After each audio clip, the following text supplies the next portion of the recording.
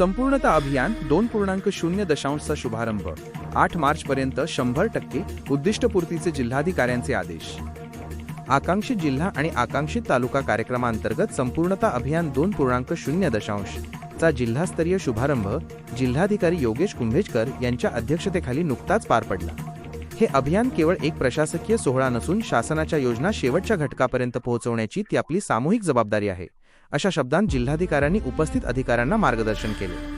तसेच 8 मार्च पूर्वी सर्व निर्देशांकांची 100% परिपूर्णता साध्य करण्याचे कडक निर्देशही त्यांनी दिले। सर्व विभागांनी मिशन पद्धतीने काम करून परस्पर समन्वय ठेवावा, कोणताही पात्र लाभार्थी शासनाच्या योजनांपासून वंचित राहणार नाही याची विशेष दक्षता घेण्याच्या सूचना यावेळी देण्यात आल्या।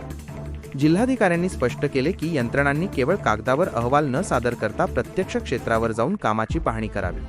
उद्दिष्टपूर्ती करताना वेळेचे काटेकोर नियोजन महत्त्वाचे असल्याचे त्यांनी नमूद केले। जिल्हा नियोजन अधिकारी राजेश सोनखासकर यांनी अभियानाच्या कार्यपद्धतीबद्दल माहिती दिली। सामाजिक, आरोग्य, शिक्षण आणि पायाभूत सुविधा या क्षेत्रांत नीती आयोगाने ठरवून दिलेले निकष पूर्ण करण्यावर भर दिला जाणार असल्याचे त्यांनी सांगितले।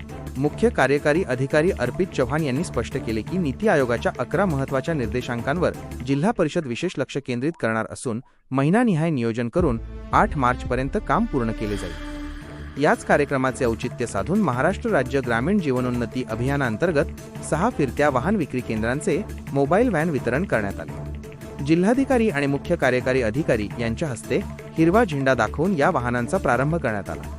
यामुळे ग्रामीण भागातील उत्पादनांना बाजारपेठ मिळण्यास मदत होणार आहे। या बैठकीला जिल्हा परिषदेचे मुख्य कार्यकारी अधिकारी अर्पित चव्हाण, जिल्हा नियोजन अधिकारी राजेश सोनखासकर, जिल्हा शल्यचिकित्सक डॉक्टर अनिल कावरखे, जिल्हा आरोग्य अधिकारी डॉक्टर PS ठोंबरे यांसह विविध विभागांचे विभाग प्रमुख, अंगणवाडी सेविका आणि नर्सिंग महाविद्यालयाच्या विद्यार्थिनी मोठ्या संख्येने उपस्थित होत्या।